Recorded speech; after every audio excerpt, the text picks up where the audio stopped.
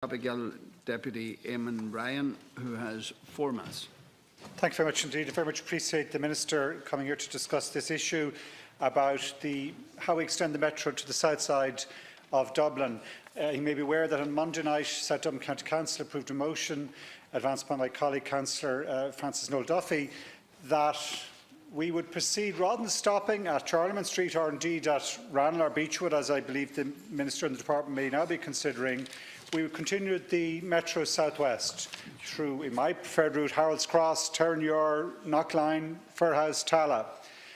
And indeed thinking really big, and we should do this, cities like Copenhagen have done exactly this, to put an orbital metro where you would run around the south side via Knockline to Sandyford and UCD and back into town. And in that way solve the congestion concerns coming from Sandyford, but critically go back to the original metro design, and the original metro design was to run a spur to the southwest of the city. That an area that the Minister will know is atrociously served with public transport. I was at the meeting on the same Monday night. There was a Bus Connects meeting in the Hilton Hotel to consider the Rathfarnham bus corridor route. It is going to be the hardest, most difficult route. There was real anger from local people because the front garden is going to be taken away. But no matter what we do on that route, we're not going to be able to have the level of public transport that the areas deserve, and not to be able to really let the areas thrive and develop. And there is significant development potential, particularly as you get further south. On the edges of the mountains, we're building thousands of new houses. We will not, on buses alone or on cycling, be able to cope with that with the current public transport system, or indeed the projected one. I believe the Metro is the right option. It will cost, obviously, an additional significant chunk of money, but I believe we shouldn't be scared off now because of the National Children's Hospital not doing anything additional.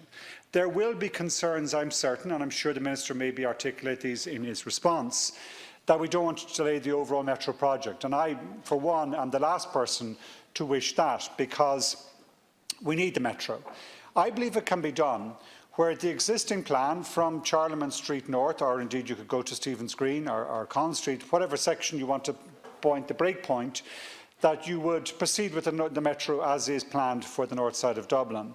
You would, in that time, while that's going through the whole procurement and rail order phases, work out to your satisfaction the design and costing and alignment of the extension of the Metro to the southwest, rather than digging up and closing the Harcourt Street line. And that's the last, I suppose, major case for this alternative approach. What the government is planning and doing, and indeed it goes back to the 2015 transport plans. So this isn't just this government, this has been thought about for a while. But what's been planned, or it really became aware recently, is to close the Green Line, is to convert what is a highly successful pedestrian access Lewis line into a segregated metro route, which cuts off local access to the line and across communities, even with all sorts of other measures that try and protect against that, closes that critical public transport artery for a year, year and a half, 2 years, and misses the opportunity to really service a wider variety of catchment areas with high-quality rail-based transport system, which is the scale of ambition we should have and is what we need. Yes, it's going to cost money. Yes, it may require a complicated planning process where we proceed, and as we're proceeding, develop the final rail order for the south side. But I believe in terms of engineering coherence, this is the right way to go. I believe in terms of servicing the people of South Dublin, it's the right way to go. And I believe in terms of meeting our climate objectives and really switching away from the car-based system that is choking our city. That study that's out this morning, Dublin, the worst city in the world for traffic congestion, needs this scale of ambition to solve that problem. I encourage the Minister to consider it, and I'm keen to hear what he has to say on the matter. Thank you. Minister. Thank you, Councillor, and I'd like to thank the Deputy for this very important question about transport in Dublin. I'd like to thank him for the opportunity to address the matter in the House today. I welcome debate on how best to use the increased levels of investment this government is making available to support the development of improved public transport. But I'm sometimes fearful we don't seem to be learning from the lessons of the past. And by that I mean, and I think the Deputy would agree with me, We need to move away from transport projects by press release and instead move toward a planned and integrated development of public transport and land use strategies. That's why the Oireachtas voted to create the NTA in 2008. And importantly, and here I know the Deputy will agree with me, the legislation gave it a much-needed statutory power to develop a transport strategy for the Greater Dublin area, and that this strategy must be integrated within land use planning strategies across the GDA. So we now have a statutory transport strategy for the Greater Dublin area, which covers the period 2016 to 2035, and which must be reviewed every 6 years. That strategy is the basis for the development of an integrated transport system for the GDA. Development of the strategy was subject to a full public consultation period, and any and all interested parties were able to make their views known. Following that public consultation, the approved strategy set out an ambitious range of improvements across the area of metro and light rail. These improvements include the development of a metro from the city centre to North County Dublin, the development of a metro from the city centre to South County Dublin along the Lewis Green Line, the need to improve the capacity of the Green Line in advance of its upgrade to metro standard, a number of Lewis extensions to Lucan, Finglas, Bray and Poolbeg. And what we're now trying to do is implement that strategy. So that's why I secured the funding allocations under Project Ireland 2040 to allow for its implementation over the next 10 years. The need to develop a north-south metro has been recognised for 20 years or more.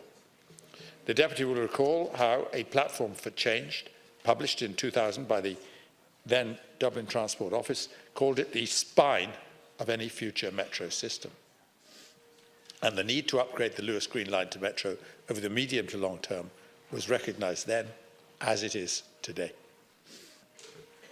We're providing longer trams and purchasing more trams under the Green Line capacity enhancement project, but ultimately that only buys us time. It doesn't solve the problem.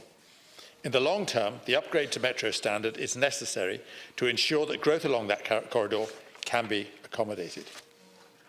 I haven't yet formally received the Council's motion as proposed by the Deputy's colleague on the Council last Monday. From media reports and the information the Deputy has provided today, it would appear to me to actually be an entirely new set of projects, both Lewis and Metro, rather than an extension of the Metro link. I'm clear that we need to implement the transport strategy in a planned and coordinated manner.